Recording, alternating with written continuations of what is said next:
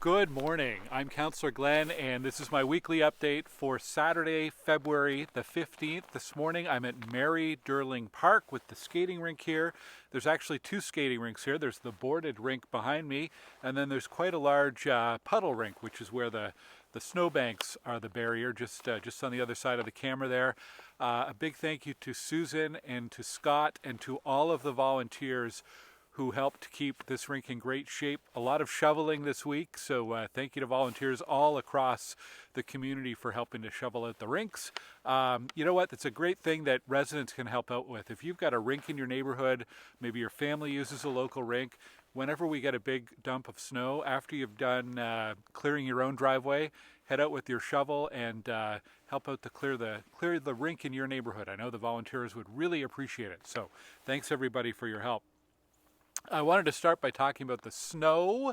We had a huge dump of snow on Thursday, and it looks like there's another very big storm coming over the next 24 hours. Thank you to everyone for your patience. We asked residents to stay home and avoid unnecessary trips if you're able to, and it looks like a lot of people did that, so thank you, because that allows our plows to move faster.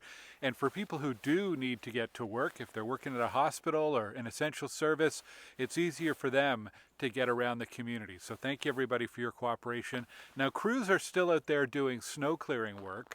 I know there's some sidewalks that still haven't been completed. It's because they can't use the plow devices that push. They need the plow devices with the blower, and that takes longer to get through the network of streets, but they are out there again today trying to clear that off before the next snowstorm comes. And thank you also for folks for following the parking ban.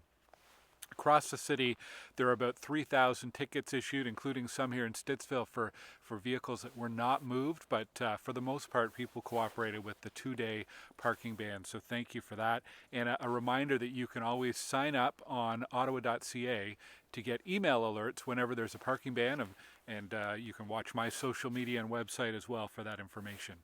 Another thing you can do to help is to clear out a fire hydrant. If you've got a few minutes today and looking for a bit of a challenge, take your shovel, clear out your hydrant, and if you're unable to, if you need some help with that, call 311 and they can send us a crew from Public Works to help out with that as well. I think the worst thing to happen on Thursday was a very serious collision on Carp Road near Rothbourne and Westbrook. They actually had to close down the road for an investigation during afternoon and evening. Police are looking for any witnesses, maybe dash cam footage or maybe somebody who was in the area and saw that collision on Thursday afternoon. They're looking for witnesses. You can check out my website or ottawapolice.ca for more information there. And yeah, just get ready for the snow tomorrow. There is a warning out, and they're asking people to avoid travel, stay off the roads if you can. And here we go again.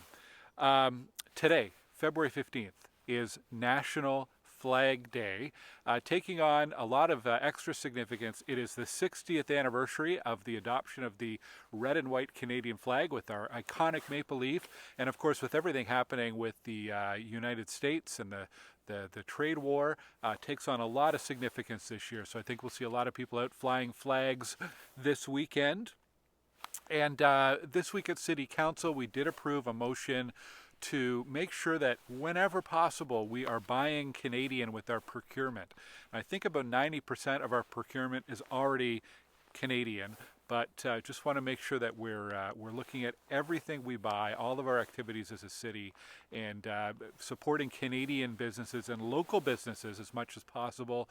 And I know a lot of you residents, you've been telling me you've been doing that at the grocery store and so on, but want to encourage you to support a local independent business as well here in Stittsville. They certainly could use your support and use your help. So support local this weekend. This weekend is Family Day weekend. A reminder that on Monday there's a big event happening at CARDELREC. There is free skating, free swims, free activities for kids and families from 11 a.m. to 3 p.m. So check that out for sure on Monday. I hope to see you there. Tonight there's an open table dinner at St. Thomas Church. This afternoon, the Goulbourn Township Historical Society, they have a program at the library called Goulbourn Women of Influence. Sounds like a great talk about the important women who have been leaders in Goulbourn Township. People like Mary Durling here, for example. But there are a lot of them. It'll be a great talk this afternoon. And coming up next week, February 22nd, is the coldest night of the year. In Stittsville, the walk supports Lion Hearts, and we've got a lot of walkers signed up. It's pretty amazing, and a lot of money raised so far, but we're still behind Canada. In Canada, they're supporting the Western Ottawa Community Resource Centre, another excellent organization, but they've got a few more walkers, and they've got more money raised so far. So I'm going to ask Stittsville residents again, come out and join us, or if you can, maybe make a donation. A lot of people have received $200 checks in the mail. If you don't necessarily need that check, I know a lot of people do, but there's probably a lot of people who don't really need $200 right now. It would be a great opportunity to make a donation of all or part of that to the coldest night of the year and the Lion Hearts. The Lion Hearts do food recovery for food banks and shelters and all sorts of great organizations. So really important part in the network of food security in our community. I'll put a link below this video, but you can also go to cnoy.org and search for Stittsville, and you will find the fundraiser for Lion Hearts. It's next Saturday night. I hope to see you there. Okay, other stuff on my website, glengower.ca. Of course, you'll find our events calendar with all these events. You'll also find information about the city's draft outdoor tennis and pickleball strategy. This is a highly anticipated draft for folks who are folks who enjoy tennis and pickleball. So there's information on my website there. City staff's looking for your feedback. OC Transpo, I posted a summary of our transit committee meeting from Thursday. Lots going on there. An update on Line 2 ridership, which is really, really great so far. 300,000 rides since it opened in January.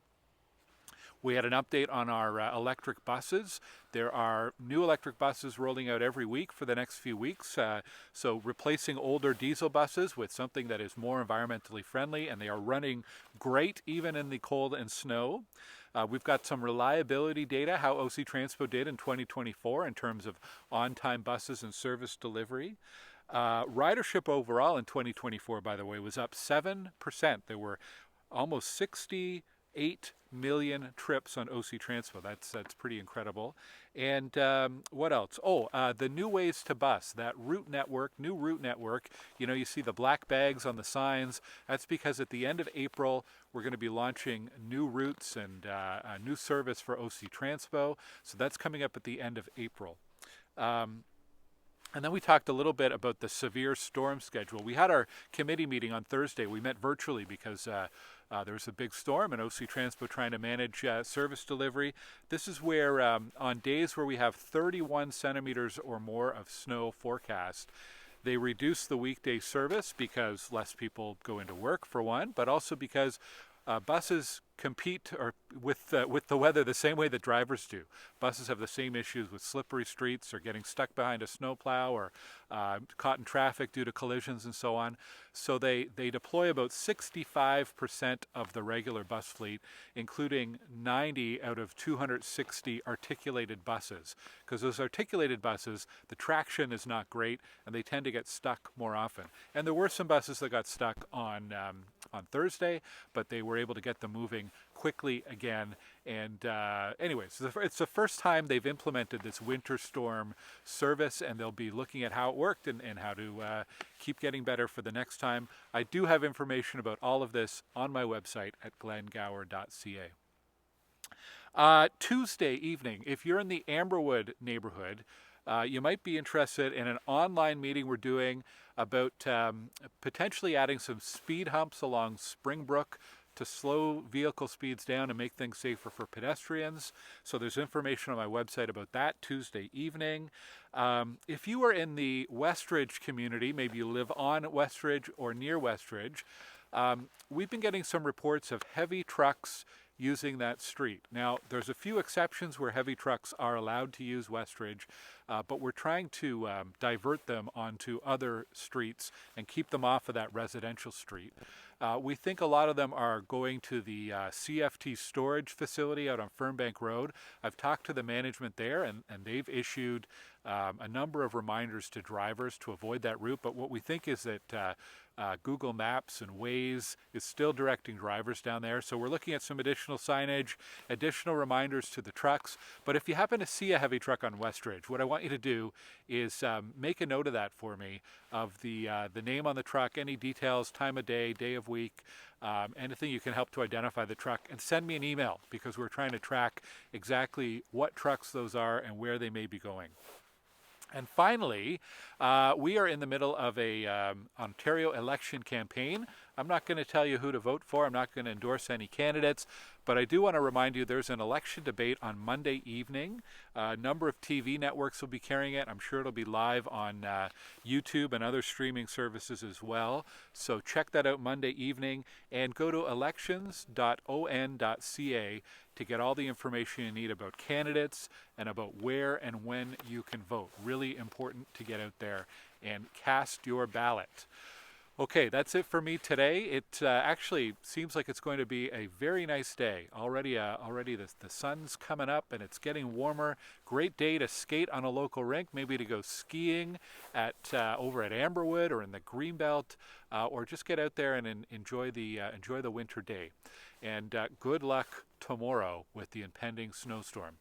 Thank you for watching. Have a great day. Take care.